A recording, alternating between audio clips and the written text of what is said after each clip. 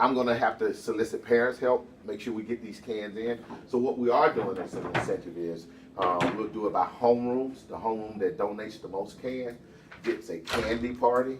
I will fund that candy party.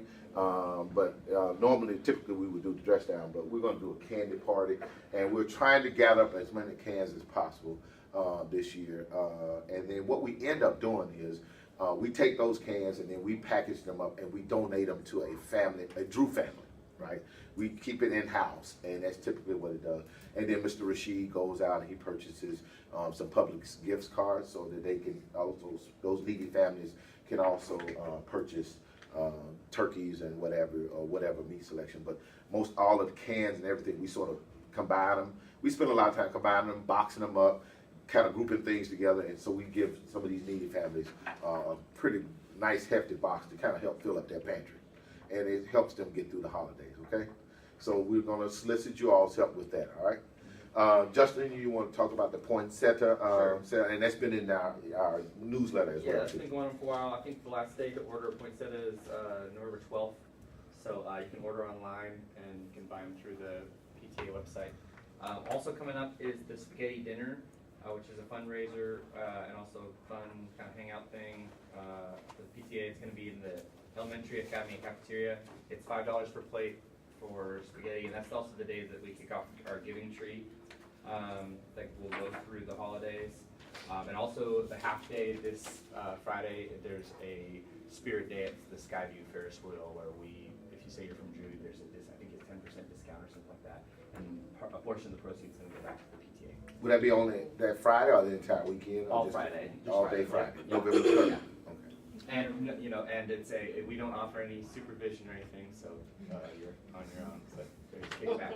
There's a kick. No, it's not a drop off. But there's a PTA kickback if you go. So. Can you remind us when the spaghetti dinner is? Yeah, it's gonna be on November 16th at 6 p.m. most likely. So Justin, is the giving tree, are there gonna be 2 trees this year or just one at the EA? I think just one at the EA still. Yeah. Would it be helpful to? I think we should really start kind of establishing ourselves here. I think there are a lot of parents and students who would participate, but everything is kind of EA centric. Yeah. It'll always be that way unless we start kind of having a presence here on this campus. Okay. I'm kind of new. How does the giving tree work? Do you pull stuff off of it and bring purchase it? Okay, so we just have a second one up here. Is it okay to set up a second one up here? Yes. Okay, cool. Yes. I'll talk to the pilot. And then we just have to let people know. Yeah, we just gotta let parents know. And are they sending emails out from PTA? Because I haven't gotten any, like to members. Is there a weekly newsletter, Justin? It's from not the- weekly now. It's just they use it for kind of blast announcements and stuff. Usually we get our announcements into their newsletter. Right. Into his, Yeah. but not. We're trying PTA is to not doing yeah, we don't. We're anything trying not to separate. add. Okay, to I just Okay. wondered. I just wondered, yeah. Yeah, I think if they need to blast something out, they use it occasionally, but it hasn't been used much.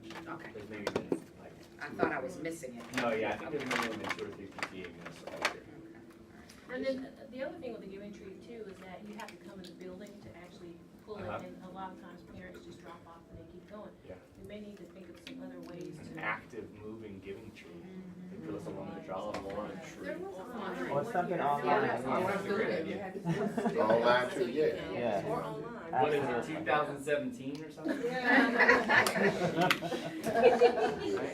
Alright. Good idea. The parent conference, how you sign up for parent conference, maybe saying, okay, this person's giving. Yeah, just do a volunteer sign up and as it goes, they disappear. Yeah, that might be pretty good. This funny part, I was wondering about the candy party that the kids would have if they bring in the most cans, and as a public health person, I'm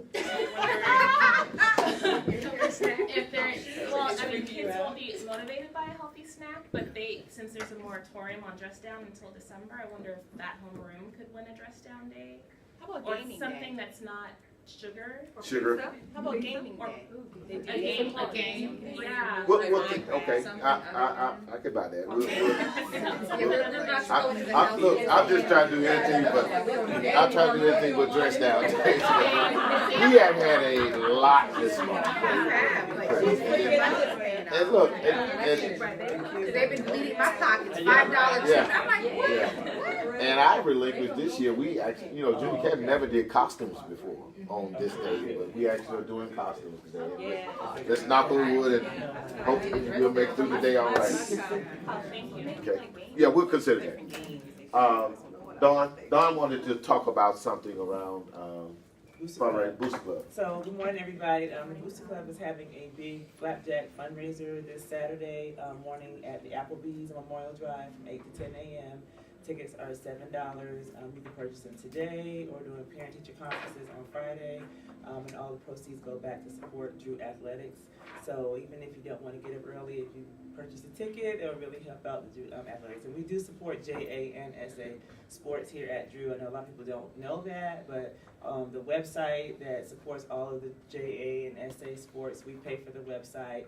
We support all the JA, SA coaches. We provide spirit packs to parents who aren't able to pay for them themselves. So we do a lot of stuff, you just don't always know about it. So if your child plays sports, JASA, or if you want to support sports at Drew, please come out and support, purchase a ticket, or you can always make a donation at dreweaglenation.org. And this goes, This Saturday. yeah, and this, typically we think of the major sports like basketball and stuff, et cetera, but they really go out to help support cheerleading, soccer, track.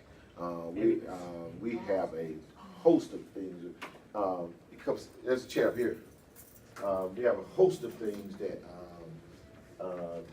the athletic boosters support because we participate in everything but full contact football, and that's both on the junior academy and the senior academy.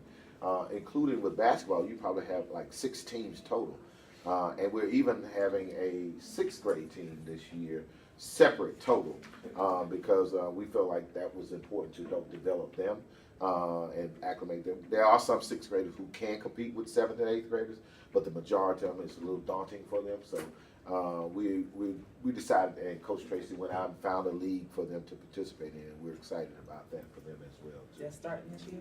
Yes, Oh. yes. Okay. Anybody else? PTA news?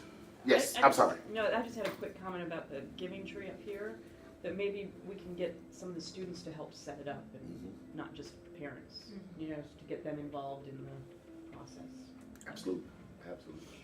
Thank you. Okay, Denise. We took polls over the past few weeks about some of the things that you all wanted us to address during our surveys. So one of the things let's talk about the first thing, teacher communication. If you email a teacher, please remember that sometimes, not all the time, if you're emailing from your personal email account, it may go into clutter with our filters here at the school. So if that happens, reach out again, or at least, and I'm asking teachers to check your clutter about every 48 hours or so. I check clutter. We have a different thing, it's color, and I check it about every 48 hours. I ask teachers to make sure you check your clutter every 48 hours or so, and sometimes you'll find a personal email go there. But teachers should respond within a 24-hour period, okay? That's our policy around responding to emails from parents within a 24-hour period. If it does not happen, if you don't hear from them in 48 hours or so, please reach out to me or Ms. Lewis and let us know, and we will try to make sure that we're checking those clutters or responding to your emails because that is the key communication piece right here. Also, you should be receiving, your teachers also have Remind. You can kind of communicate there as well too. That's another avenue or pathway for you to communicate with your teachers via your Reminds. And then also we're pushing out our weekly newsletter, and I hope everybody is on board with the weekly newsletter, okay? And that's where your main information comes from, your big broad picture information comes from. Attendance. We have been dealing with attendance with Infinite Campus. We're dealing with the number of attendance. Sometimes they're ending up as tardies or absences are all being collected and housed in one report card. Well, we're working on that to make sure that teachers are addressing those attendance because we've had some snafus with that earlier this year with attendance. And we're working to make sure that we get that cleared up and we have a steady process where teachers are taking attendance the minute students walking into the classroom. And then they have to kind of go back, because if a student comes in, they mark the student absent, right? Student comes in a little bit tardy with a pass, they don't go back and recollect. So we're working on that, and we'll be addressing that this afternoon. Yes, Just a ma'am. quick question with the attendance. So say if the student has a doctor's appointment and we pull them like from like say the third, you know, the last half of the day. Mhm. They missed 3 classes. Does that count Yeah. as 3 attendance? Yeah. Yeah. Can you, yeah, and Yeah. then, you know, It if counts so, as 3, like, she had a doctor's appointment, so we had the note. So you'll Is that see an 3 excuse? absences, Yeah, yeah. Right, and yeah. the way, Infinite Campus is set up is they count every period. As a, So if your child This is what has an happened. astronomical amount of absences, it's probably because they've missed several periods throughout since we started school. And that's what, I don't know if there's a way to tweak that or to report it differently, but it does count every period. So even if I have India in my office or she's late because I have her doing something for Morning announcements or something, announcements. Yeah. it will still count again, it will show up Right. as a absence or a tardy as one, even though it's not the whole day. So if I go in, if anyone needs verification, I can go in and say, well, she was absent every period, that includes a day, like the whole day is absent. But on the Infinite, it counts as 3 absences. yeah, like the whole day will be Yeah. like 6 So that's gonna be her absences. record where it's as if she missed 3 days. No, we're Well- working to clear that Okay, up. gotcha. Right. And It's the just the way we're telling the system to report it. I know there's a way to tweak it Gotcha. on the registrar side. Our side, we can't do that, but when I look at the screen, I can tell you, oh, she's only missed a period here, period here, period here, but this adds up. Gotcha. And if it's a I'm sorry, if it's a doctor's appointment and you have the note from the doctor, It's is, excused. It's excused. so would it still show up as an absence? It will. It'll show the excused absence. Excuse, okay, gotcha. Which they don't count against you. We have a question here, Daniel.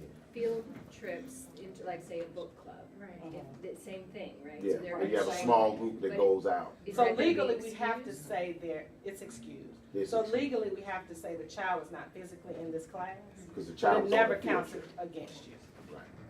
So is it possible for you to send out a blast? I mean, I know we're trying to minimize the number of emails, but how I first heard about this issue was on a Facebook page, and not everyone is on that page. And it is something that's obviously affecting all of the students, not just a handful. So we'll address that in the newsletter around attendance. Yes, we have to do We that. see inaccuracies. You got a question here, and then here. That pretty much was my question, but is there a way, when a child is in one of the programs that's going on a trip, is it automatically sent to the teacher that this student is absent, or that those students, because But the I've- teacher has by law, has to record that student not being in her room. But it says excused. Yeah, it says But they excused. get notified, we don't, Right, as a yeah, parent. they have to get email. notified, right. Each teacher, for instance, if Mr. Sessions takes a group of chorus kids to a festival or something, right? He had, that morning, he has to list all of the students that he's taking out of the building. That goes to all teachers, right? But each teacher still has to mark that child absent from his or her class. That's by mandate, right? Because it is an excused absence. That's for athletic events also. Athletic events as well, too, right? If they get out early for a softball game, cross country or what have you. So if we see inaccuracies, do we need to bring it to your attention? Like, cause the book group says unexcused, their field trip. We're working with Ms. Mills to get that cleared up. Yeah, we are aware of that particular trip that Ms. Ricks took those And kids if there out. was something else where like I know he was here, but it says, do we need to say Yes, it to you? then you need to communicate with the homeroom teacher, Okay. okay? All right?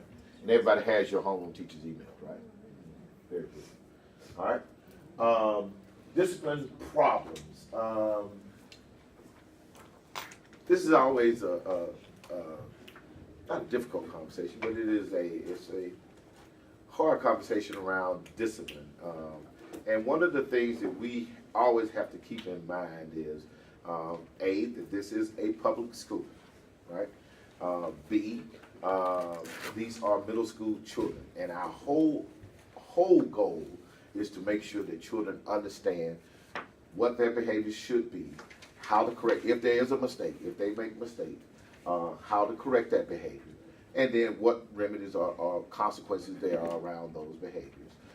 And then try to get them to correct them so that that will not happen again, right? These are middle school children, middle school children. If I could write a book about the different things that middle school children do around behaviors, I could be a bestseller, or if I could solve all of those. But one of the things we do want to make sure that we keep in mind is that we have a discipline plan. And please apologize, Ms. Ali is unable, she has a hearing this morning that she has to be in, and she's unable to be here. But the thing that she will talk about is how we have a discipline plan. And our whole discipline plan is around social emotional learning and that growth piece. Helping children have something that ties them in, identifies them with the school so that they can have some sort of buy-in to the school, right? And then with that, we start helping them measure their growth around, am I getting better each day, right? So that's our whole piece around discipline and making sure that children understand what went wrong, develop a consequence for them, so help them understand that this is something we don't want them to do again. And then after that, get them back acclimated and get them back started again on that path, okay? All right? Anybody have any specific questions you want to ask around discipline and mind you, we're not an infallible, we're not a 100% perfect school where we don't have any discipline measure. I don't think that utopia exists inside of school because we have human beings and human beings make mistakes, right? And they do things. But what we want to do is make sure that we don't have continued repeating of those mistakes. You started with, we have to realize this is a public school. What's actually meant by that? I'm not understanding why you emphasize that this is a public school. What's that got to do with it? Well, there's some premise, Mr. Robinson. Yes, sir. There's some premise that Drew is a school where as a school of choice, and that if a child has some discipline concerns, we can just kick them out. Those days do not exist anymore. Children cannot just be kicked out of Drew because they're, again, we're a public charter school, and Atlanta Public Schools governs those discipline actions. Now, there are some things a child can do to be to have a hearing, and then whether it's determined they can be expelled from the school. There are some measure of things that they can do that they shouldn't do. But as far as just discipline, like a child acts up, and there was some premise that, okay, child acts up, he or she doesn't belong here anymore, they need to go, right? And that's not the case. Okay. All right. Very good. Is there a mentoring kind of pairing of students who are identified as having that? I mean, more than just a counselor? Yes.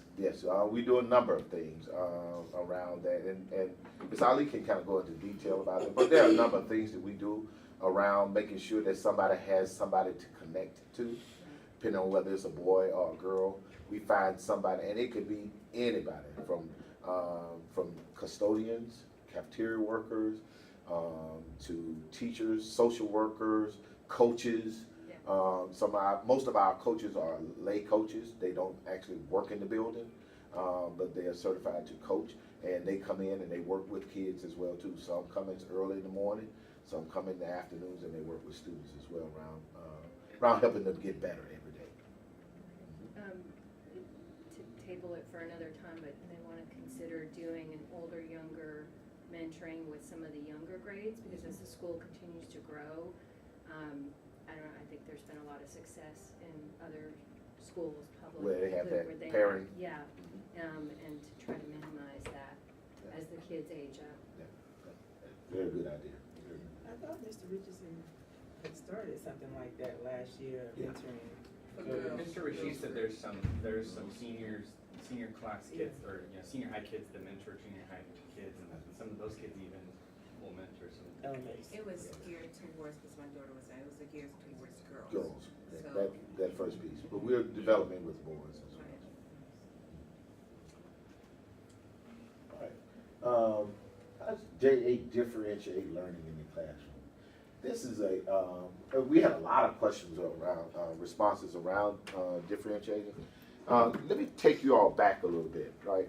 So in years past, in education, the whole deal with teachers and administrators was with teaching, when you approach the teaching in class, we sort of talk to the middle, right? That was traditional teaching. Stand up in front of the classroom, traditional teaching was directed to the middle of the class, right? And you had your higher learners that unfortunately would have to sort of fall back a little bit and then help bring the class along. And then you would be challenged with bringing your lower kids up toward the middle of the pack and bring them up with them. But those days are passe now. We now, and when we say we teach to all, that is our creed. That is our whole mantra now, is to teach every child. And you kind of have to do this. And when I talk about CCRPI later on, those are some of the indicators that let us as educators or assess us as indicators of how well we're teaching to every one of our children, right? And in teaching to every one of our children, that means we have to understand our children's learning styles, their multisensory learning styles, whether they're tactile, kinesthetic, auditory, or visual learners. All of those things are encompassed in together. And so now, how do we do that in the junior academy, right? And Ms. James, she can be a part of this. We've been, over the last few years, looking at our instructional practices and looking at how we have to strengthen our instructional practices, right? And so that was a conversation that started some years ago, but now we have set up a structure now where we have not only myself and Ms. Ali as evaluators of instruction, but then also the teachers now have far more support around instruction. We have instructional coaches. We have one of them here, Ms. Shamika Williams, is an instructional coach around project-based learning, science, technology, etc. We have support staff around, we have instructional coaches whose direct job is mathematics, right? Ms. Tamisha Butler, she's looking at math strategies, the whole setup of the math department. She's working hand in hand with the Dean of Academics, Dr. Keisha Hancock, and how we're structuring and how we're meeting the needs of all students, how we're helping professionally develop our teachers and addressing strategies around enhancing instruction. Also, Mr. Sean Harris, literacy coach, total literacy department around writing and English language arts and reading. All of these things, now the Junior Academy is pretty robustly structured now to where we are addressing all of these concerns, and we have the support staff. It just now doesn't fall down on my shoulders or Ms. Ali's shoulders where it used to do. Now we have tremendous amount of support staff now that are paying attention to the details, right? And we're minimizing those. We have support nets down there to catch every child now, and hopefully no child is able to fall through the cracks now, because we have so many eyes paying attention to the needs of students around their instructional needs, and inside the classroom, helping teachers with their professional development around developing their entire practices. And we're taking a look at not only just the low end of students who really need support, but we're taking a look at our high end students too, because the growth of a higher student is just as important as the growth of a lower student, right? And that CCRPI indicators that we are assessed by, okay? I think you all can kind of attest this year is going so much better around instruction. Do we have some missteps? That's part of school, but we're not accepting those missteps. We're working to continue to correct them and working on building up the Junior Academy, building up our entire depth of knowledge where teachers are probing deeper and further and getting children to understand concepts further and further. And we're really working on that. I mean, for me, like that question, because that was probably my question. I don't know if other people have that same question. That was a lot of them. Okay. But for me, like, what does that look like? I mean, I've heard this spiel about, you know, we've got all these extra support people, but what does that look like? Because, you know, from what I see, everybody has the same. They're reading the same book. They're working on the same projects. It doesn't look any different in the classroom. Everybody in the classroom is doing the same thing. And I thought, the point of differentiation was to say, okay, everybody may be working on the same concept, but it looks different based on where your student is in, you know, in that. Spectrum. Yeah, in that spectrum. And I don't see that in every subject. I mean, of course, math, because, you know, some of them are, you know, math is a little different, right? But for some of the other classes, it all looks uniform, right? I mean, am I the only one that sees that? And are the coaches in the classroom? Yes, yes, I- yes. I think being a 7th and 8th grade parent, I can see the difference, like Mr. Leapart said. I think the difference is, you know, with the middle school growing, you know, we're at a point now where finally all the support is in place. So I think for a new parent in 7th grade, it's there, but you probably won't see it probably until maybe the full effect. Is that correct, Ms. Lee? I mean, can I say I would that agree with correctly? that, yeah. Because it's almost as if everything is in place now, and unfortunately, I probably won't benefit from it, but, you know, parents coming up, or 6th or 7th grade, it will be in place, and I think the main target areas for those differentiation would have been with ELA and math. And that's where the accelerated comes in, where can your students do it? If they can't, they've been flexible with saying, okay, we'll move them back, or I think they're still open to, I can say that, Yeah. that they're still open to changes and trying to see what works. Because it's really the first time that middle school has kind of have all the plugins are there. So it's gonna take time, I think, for that energy to engage. Well, but let me kind of sort of, and let me kind of sort of add on to that too, TC. It looks a little bit different around what children are, how children are able to respond to questions, and how the depth that they can go to. Everybody may be working on the same thing, reading the same book, but the level of understanding of your child may go a little bit deeper in that book, and therefore it can show a little bit more growth around that, as opposed to another child who's just working on comprehending, just having working on his or her comprehension around that book. So and these are the sort of indicators that we're watching, especially around in our MAPS assessments, when we're set to take one of those coming up next week, and then we can start seeing the growth, and that's where we'll see the differentiation of well, these students have attained this level of mastery on those, and then these students have not. And so then that way it gives us information about how we can go back and help rebuild those students who are not moving along in that.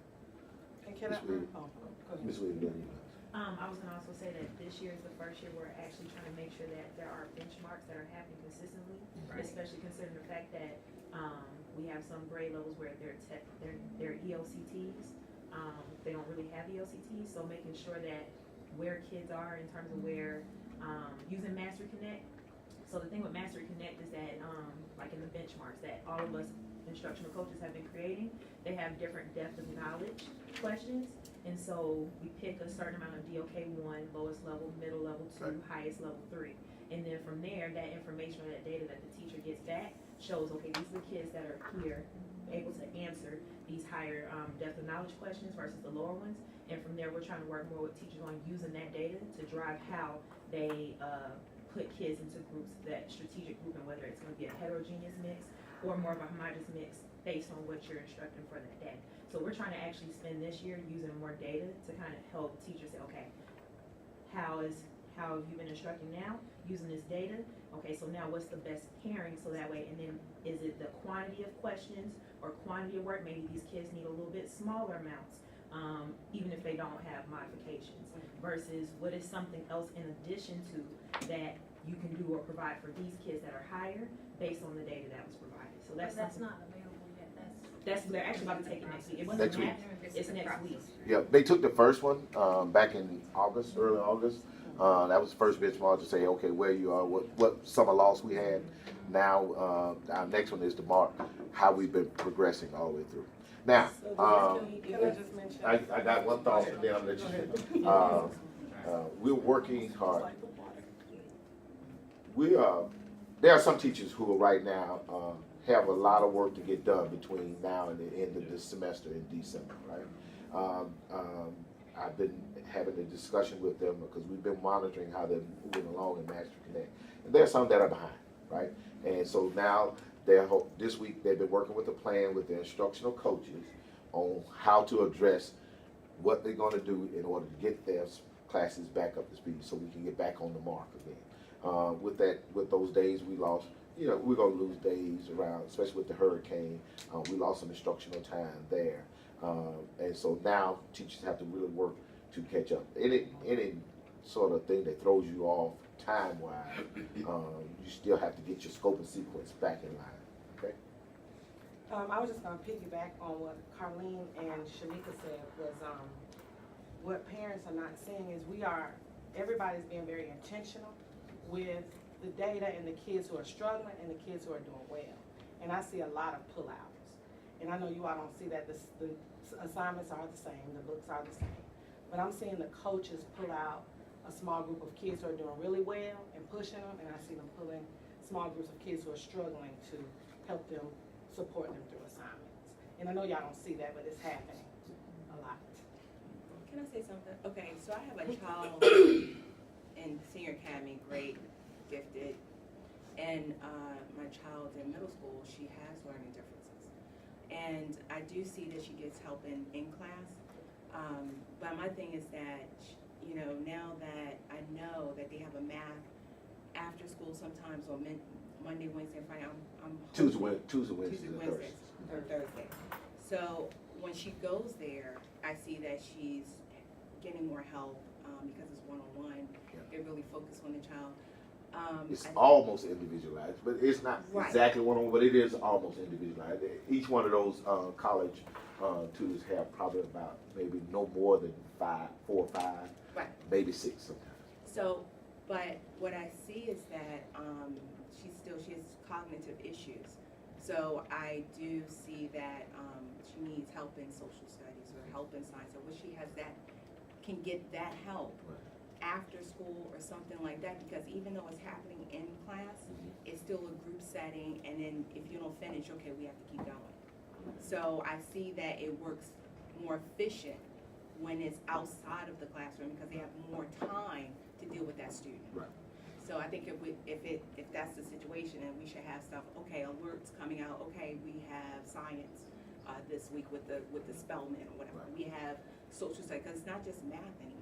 Right. Kids having cognitive issues, other, Right. you know. So last year they used to have Blackboard, you can go out there and you see the whole assignment. Is all that stuff out there? Like, I don't go this year for my school, but I have another child that I need that level of information to support him in the classroom. I mean, not you know. So it's like, it's helpful, because I don't expect for you know, the school to have to do everything. Like, as a parent, I wanna help too, but I can't do that if I don't have We have historic. Agreed. you know, I mean, and it depends on the kid, right? 'Cause It depends on their learning style. yeah, it depends on as their well. learning style. So like, when I get little snippets, you know, right now from EA, they're like, oh, they're working on this. So I need a little more information so I can support it. That's right. And I can see that when I come up here with my other child, I'm gonna need that kind of information, because you guys can't do everything, and a parent has to have more information to be able to support it, you know. So, to address that, we are gearing up to move toward Google Classroom, right? And so those Google Smart Classrooms are where we're gearing up, and hopefully, and I hate to make a promise and not be able to get it there, but we're getting there to the point where we can roll out Google Classrooms in January. And then that kind of sort of gives you that classroom agenda, what's going on inside, that snapshot about what's going on inside the classroom. Okay? But could we do that? Could we get some more one-on-one help, because my daughter does have a learning difference, just like outside of the classroom? Have a look, maybe PTA or somebody can have alerts come out that they're having something, not only in math, Yeah. but social studies. Those should come out in the reminds as well too, like, The reminds are so late. Like, we'll get a notification 9 o'clock the night before that there's a test the next day. That's just too late.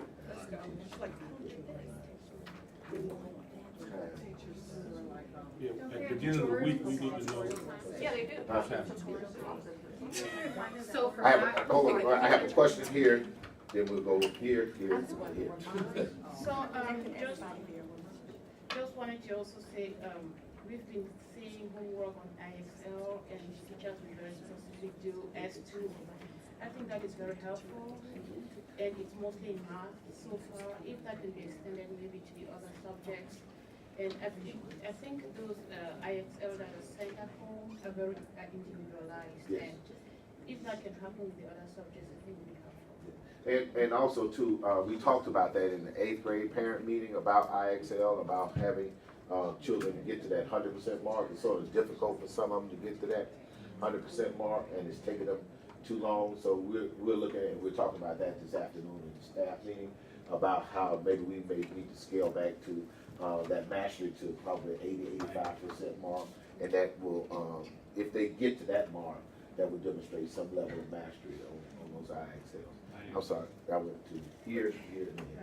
Google Classroom, is there a point person on that? I don't have extensive experience with it, but I have a couple people who might be able to, I don't know. Help out with? Yeah, but I don't know. That would be Dr. Hancock, Dr. Dr. Keisha Hancock. Just the Dean of Academics. Okay. Yeah, I like suggest 90 or above, actually. Oh, the IXL, yeah. The assessments or tests should be announced a little bit earlier, so we can get our kids ready for it, and so they can get in the mindset. Because I've had a couple of them pop up on me like, whoa, what happened, man? You know, this is a pop quiz, I understand, but I should have known that, he had a test and he was struggling in that subject, and we need to make sure he's ready. Okay. But I do like Yeah. So I was gonna say to reach out to you, I have two different type of learners. My daughter, I can, I don't even look in my kids' school bags anymore. After a while, you have to kind of withdraw and say, okay, let them fail and, allow them to grow. And, I think that's what middle school does. I think with my other child, I know that he's a smart kid. If he gets in the classroom, he gets taught, he'll get it. But then he has that, I know I need to have a tutor. And sometimes, between, I'm like, we're doing the tutorials. I know for this year, I have to give it to administration that definitely the tutorial. They're making themselves available in the morning. I think about Mr. Dorsey. He's got twins that he's got to get dressed Baby and come in the twins. morning. Baby twins, 11-month-old. Yes. But he's here. So I have to give these teachers credit that they're making the time. And I think as parents, sometimes we do have to get our kids up early. We can't get everything, but I have to say that support is something that has come on board. And I'm happy about that. So with my son, I know that I still have to personally have him a support beyond all the support, because you can get all the support here. But just even to have that one-on-one, it's just, we've got the point of, what is it? Right. The point of life, support. But I just think that, once again, it's a public, it's a charter. Everybody, we're talking about 400 students. But just to share that, I know that for my one child, I have to have that. And that's something that I'll always give him as a parent, to be able to make sure with the tutor that he gets morning or afternoon, or even the pull out to individualize. That's my support on that end. So just to be encouraged that, Yeah, no. some kids just need that. So small too. A lot of kids don't come. Yeah. So you may have 3 or 4. I've walked up 8th grade hall and it's like 3 kids and tutoring. Yeah, but it's So there. it's These really- teachers are there. They're staying after and they're coming early and they're sacrificing for that No, because of what we asked for. We understand that. What it is knowing what is happening in the classroom to reinforce it at home. That's the gap. That's key. Yes, That's that's a whole key, because if you don't know where your child is, because my daughter needs repetition. She has tutoring here and tutoring at home. Okay. so And the yeah, situation that is plays with her is that, her learning difference is that she needs that repetition. If she doesn't have that, especially going into a test, she flunks. Right. So it's just, you go into that tutorial, they're talking about what's going on in that class, but they're not going over what's going to happen on that test. And she's So yeah, that's the, Or yeah. may not even be over for a test. Right, so Maybe tell me what you're going material. over so I can implement what she's missing from that tutorial. Real quick, and it's tough because we've been in transition, so when we first shifted over to project-based learning, we used a platform called Echo, and Echo pretty much everything that you're looking for. That's what we used to document in Echo. Echo became very difficult to use. They changed their platform, their platform, just because it became expensive for them to manage. So then that's when we shifted to Blackboard. But Blackboard had some difficulties, especially because we grade off of learning outcomes, and it was difficult for teachers to function in the grade book and then have to transition stuff to Infinite Campus. So we figured what the best solution was, all grades just go through Infinite Campus instead of Blackboard, which some parents who were familiar with that last year, we like it that. makes it easier. They can check in on grades. So we do actually have a plan in place for the Google, transition over to the Google platform. There is a cohort, so all of the, Dr. Hancock, all the instructional coaches, and then a cohort of teachers are all, pretty much function in that cohort. Some are working on being Google certified. Some of us are already Google certified educators anyways. And then we're working on, one, transitioning school documents over into this platform, so that way we have some consistency, like if teachers leave, things that were done that were there, so that way we're not losing that information on the educator side, but then two, going to the Google Classroom suite, so that way you'd be able to have that information there. But it's just, we're transitioning because we still had this contract with Blackboard. So, but going over into that, so that is all being worked on right now, so she's actually. So we're sort of in a little transition. Yeah, just one thing though, Infinite Campus does have a future calendar, It does. but it doesn't identify any future exams, future assignments, projects. And that's what that transitioning from Blackboard to Google, that's what's happening now, whereas last year, and I think that's the issue, is that. Everything was housed in Blackboard. Because everything was housed in Blackboard, but it became such a, so what happened was, But cannot teachers enter Can they do it future now, dates? so she won't digress, like, In you know? Infinite So- Campus? that would just be a matter of if they need to have a place to house it in, and that's Until something that we just have to it's discuss, so that way it's there in the interim. But the reason why is just the way that Blackboard was set up, they would have to do something 5 times, like put 5 things in for Yeah. 5 different classes, and it was becoming so cumbersome. Well, I'm not saying go back to Yeah. Blackboard, I'm just saying use Infinite Campus for the For Future. and- For the and- period. and- and to- For the interim I time. understand what Yeah. you're saying, That makes and I sense. think what we really, I think the information that you all really want is, like, what's coming up. Yes. So Yes. that Yes. and that's what we're gonna talk about this afternoon. Just like that- test or give quiz or something. Parents need a little bit more information about what's coming up, so you don't have, at least you got a week or a couple of days. I think at this grade level, they're not ready, well, mine isn't ready yet to plan for that, so, okay, I need to be ready for that. Right, And, you know, in high school, we will have to have all that stuff, but Yeah. right now, I gotta get them You in the gotta right learn. mindset. Those Yeah. are all You fair. gotta learn it, yeah. Those are Yeah, because Remind could be it is a good tool, but I think. It's still it the needs to be a immediate, little like, more the next robust. step, I yeah. think if it's, Okay. you know, more robust, and maybe if they gave earlier notifications, like the parents said, because I think most parents do have that app, and it could be a very good tool. Yes. And I think just maybe earlier. Just send out an notification. email every week, Right hey, you now. got a test coming up. Yeah. Knowing future dates would be really helpful, So but just also like knowing that, what to right. study is Right. important, you know, like I. Little bit more I have some information on study that. guides, or even if I know Yeah. there's a social studies test, Right, Yeah. what do I do? This is no textbooks, there's no. Yeah. right. Okay, we're short on time. I got a couple of things I really excited about letting you all know about. One other thing that we're excited about is we just a lady by the name of Spring Asher, who owns who was the owner of a company that helped corporations and businesses with their administration or their executives and just their clientele, some of their salespeople, learn how to present, learn how to stand before people and talk, sort of like a Toastmasters type thing. Well, Spring Asher retired. She left her business to her son, and now she wants to donate her services to a school, and she chose Charles Jr. And she chose the junior. Well, I had long conversations with her, and in selecting that, SpeechWorks now will be coming in. She just cleared her background, so she now, Spring Asher, will now be coming in and working with Ms. Shabazz. And we sort of now have developing a class now whereby we have students who are taking writing, and then also they will be learning how to construct speeches and also learning how to present. And then now we married that with a photography video class. So Mr. Parker, who has photography and video, will now be working with Ms. Shabazz and working with Spring Asher around developing that whole piece around standing up, presenting a project. Actually, first starting back, let's go back. Writing your speech, writing your persuasive argument, writing your whole constructive piece, and then standing up and presenting it, right? Not a very easy thing for middle school kids to learn, but we're excited about this. This will not touch every child right now, right? We're in the inaugural stages of it. It will not touch every child, but it's going to touch a good number of children in the 6th, 7th, and 8th grade. Small classes of 6th, 7th, and 8th grade, because Mr. Bass teaches across the grade levels.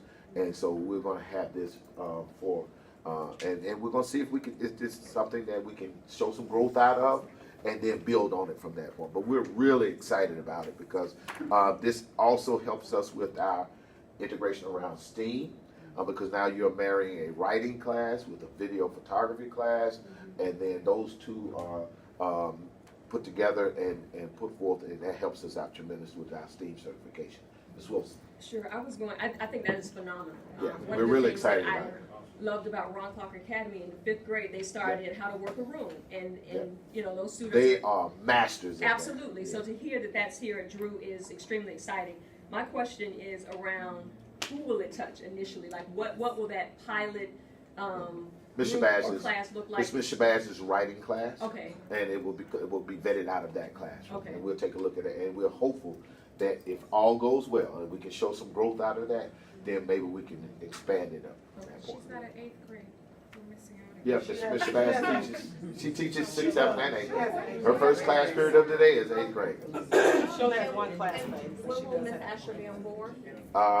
Starting next week. Oh. Yeah, she just cleared her background check this week. All personnel has to go through background check. Okay. But we're really excited about that. So, not gonna. Ms. Gaines, we're working on it. We're working on it. We're working. But Shabazz does teach all this, and if it grows well, Miss Holly has larger numbers of all 3 classes. So we'll start once we use Shabazz as the proverbial prototype beta class, then we'll move it. Yes, ma'am. I'm sure there's a plan in place for how to Integrate that? Yeah, and what it would look like. But there was something that was piloted last year at the EA that was like a news team, and Miss Rare, who has since moved to California, but she had a group of kids who would do interviewing and kind of like a student news thing. And so they had interviewing skills, they had cinematography, they had direction, all kinds of things. So it wasn't just, it allowed an opportunity to integrate students who didn't just want to be interviewing. There are students who that's a real struggle for. Other side of the camera. Yeah, but it also helped encourage those people who struggled with it, that they could do that. And they rotated roles and whatnot. And I thought it was a shame that when that teacher left that program went away, but I understand, you know, it's resources. And that was stuff that they did on their lunch break and free time, so it didn't take away from instruction in the classroom. So I don't know if there is a way to consider that. Yeah, we're hoping to use this as a tool to enhance instruction and build on it from that point. And so Dr. Hancock at Lena Academics is sort of guiding that whole conversation around what are the targets that are going to be for that. Yeah. And once all of that is structured, we'll put it out there too. Yeah, and I'm sure, I don't want to direct how she does that, Right. but there was, I just wanted to mention it because it was done outside of classroom time, and it gave an opportunity to maybe bring kids in who aren't in those classrooms. More of an extracurricular. Yeah, but or like a club or whatever, but it gives an opportunity to touch some of those kids who aren't in her classes. And to be honest with you, Aubrey Williams, who is our drama teacher, does a tremendous job on both sides of the stage with that piece as well too, with how to have conversations. Not only does she teach like drama and stage presence and other, but she also works on that other piece about how to be interviewed or how to conduct an interview after your performance. So she works that whole piece there.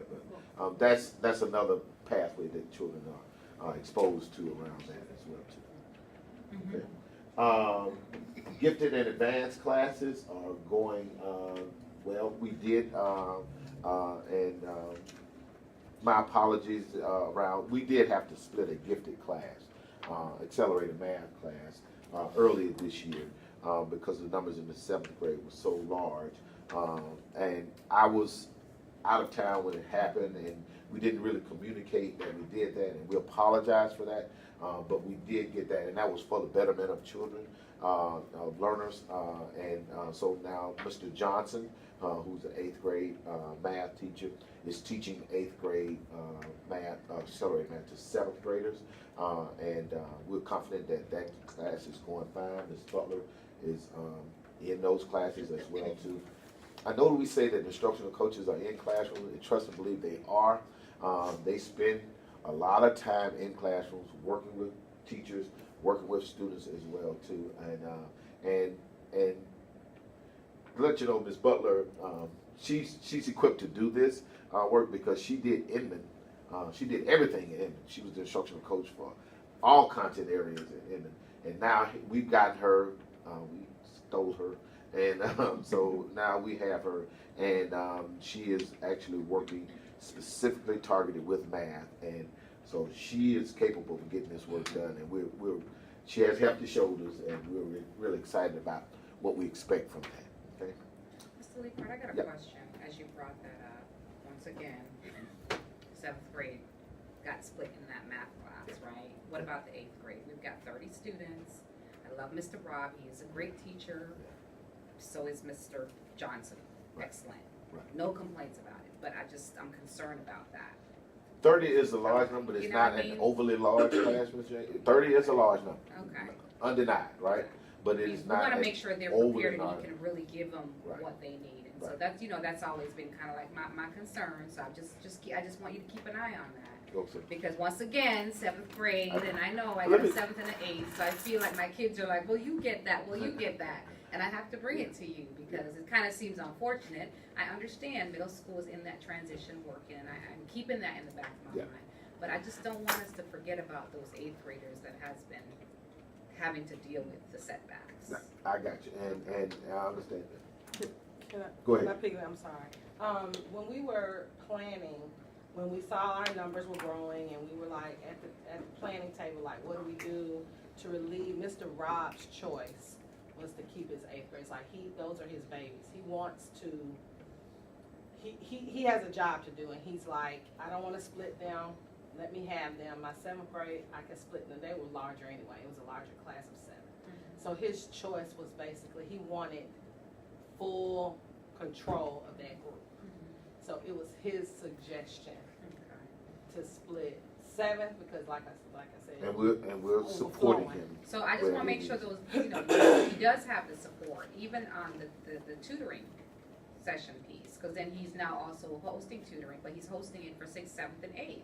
And so if you have 8th grades that are in that 30 class that didn't catch it, they come to tutoring, then you're still competing with the other 2 grades. No offense, 6th and 7th grade parents,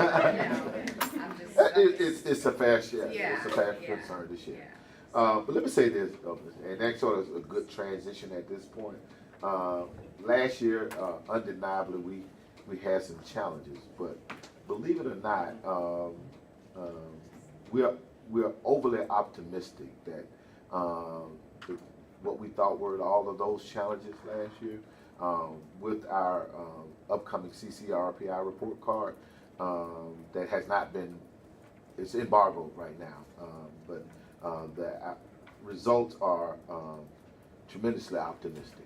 We thought that the challenges we had, we sort of overcame a lot of those challenges, and we're really optimistic that our final report card that's going to come out hopefully next week. We're not exactly sure if that's on the state, but we're optimistic that you will see that the Junior Academy overcame a lot of challenges last year, and we fared fairly well, right?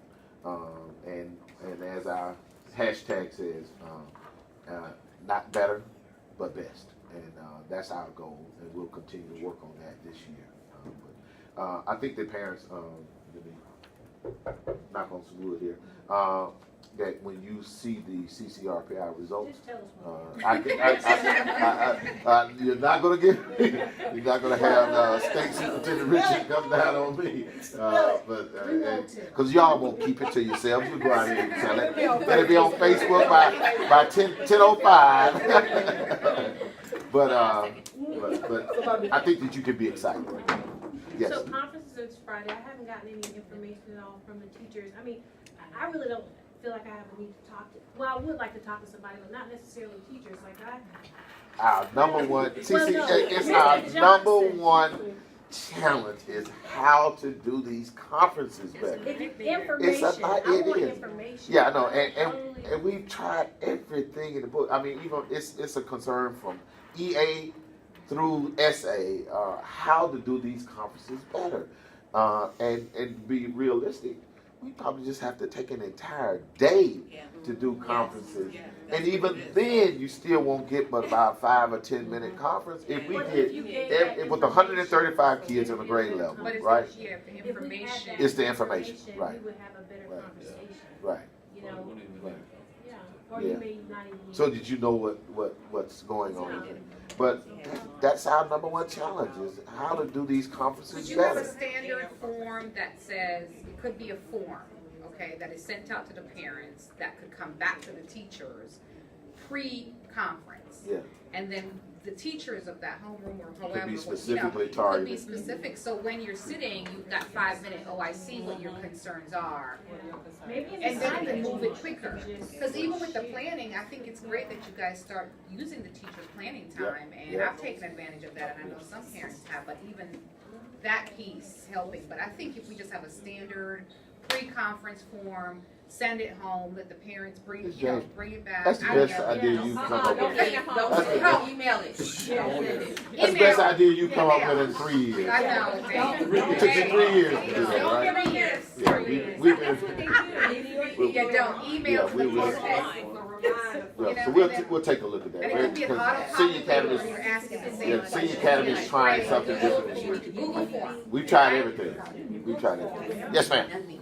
Because if I see the answers, I turn don't the conferences into like that You know, shadow it eliminates thing half of where the parents. Like we did Yeah, that so at this point now we can come in and say, you know. follow your kid that day. Yeah. You'd have to stand on the wall. Yeah, so now we're getting, we're just getting more information, you know. We'll take a look at that. Instead of one-on-one, and then the people one-on-one can know what questions to Because ask. there are some who need that Yeah. actually. Yes and yes. The conferences during the teacher's planning period is a good idea. I've already met with the teacher already this week.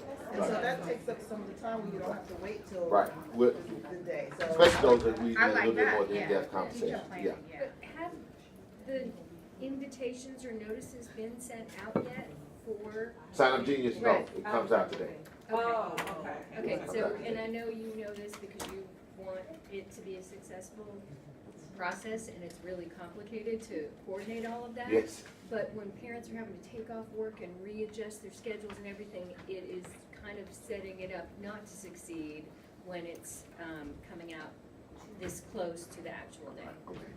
So, And not even that, or in addition to that, when you have EA, JA, Oh, yeah. it's And then you try to coordinate. just like, Oh, I that's don't great. even try anymore, I just reach out to the teachers individually, Yeah. let me know when you're Yeah. available, so, Yeah. yeah. Because we have some people who have, like Ms. Wilson, she has children in all 3 academies. Yeah, that goes back to my comment, is like, Yeah. why don't you streamline it and have the information day, and then if parents have questions or need, you know, they can go. And I like the suggestion Ms. James made about that pre-conference, sort of sheet, like, let's be strategic about exactly specifically what it is that you need to do. Yeah. So that's something that they can come up with. Right. Question, Yeah. or question that you know of already, Right, pre-plan yeah. that you know of already. And if the teacher sends out some answers, maybe it answers my question, I don't have to come. You don't have to come, exactly. Well, Mr. Leapart, thank you for encouraging the teachers to respond within 24 hours. Absolutely, Because I've got some ideas to Yeah. ask. Yeah, yeah. So I think that's something that needs to, follow by for at least 48 hours. And we get it, you've got Okay. 150 you've got to respond to, but I think And we got then to you have your personal lives as well too. So, Yeah, we and try to do- exactly. So- But in dictating their planning time as well too, they have professional development on some days, and then they're meeting with parents on other days. But we try to give them at least one day where they have time to address their household needs. Okay. All right. Well, folks, I thank you all so very much for coming this morning. I have to get ready for the best Secretary of Housing and Urban Development to come forward. I have a small announcement. So you all know, second semester, there may be some Oh, schedule that's right, changes. schedules. This is really important. But if you all will send me an email, we've already done the enrichment form, and I think I have everybody straight. But if you all will send me an email with your child selections, I'll just double check. This is enrichment. For children's select, yes, so they're enrichment selections for next semester. And if they're in a fine art, we are asking if they will stay. I know I have a lot of kids already coming up to me asking to jump ship, including my own child. I want to try something different. Yeah. So, but just send me an email. And if it's a fine art, of course, I always send it back to the fine art teacher to, discuss it But with Ms. the Hudson, child. you know my thing about middle school. This is the time period where To explore. This is when they should explore, right? The whole middle school concept should be based around, this is the time for them to explore. But now, can they change class every other week? No. No, they try. But we do have to kind of leave them some room, some ground for them to explore. And also, if I could ask you all to do us a favor, Ms. Hudson and I have been meeting with actual 4th and 5th grade parents already. They want to know, what are their options around middle school. If you are having a good experience. They'll with be middle straight. school, Yeah, They'll be straight. That's what I'm worried about. That's all I gotta tell them. So- You're fine. Like I So told the 6th grade parents, don't Yeah, complain if you- about anything. If you have any contact with 4th, 5th grade parents, and or if you have any communications with them, share your experiences. And if you have some concerns, please make sure you reach out to us and let us know. Yes, Tom? I had heard that Ben Carson was gonna be on campus at some point. Is he gonna be over here or just at the EA? No, he's supposed to Come be here. EA and here. Okay, is And there a he's way supposed to that do you the can whole. talk that our child is not in any photo opportunities? No, you signed the release already. No, you can't renege on that. You can't renege on that. We can update it and say we got No, you cannot add an addendum to that.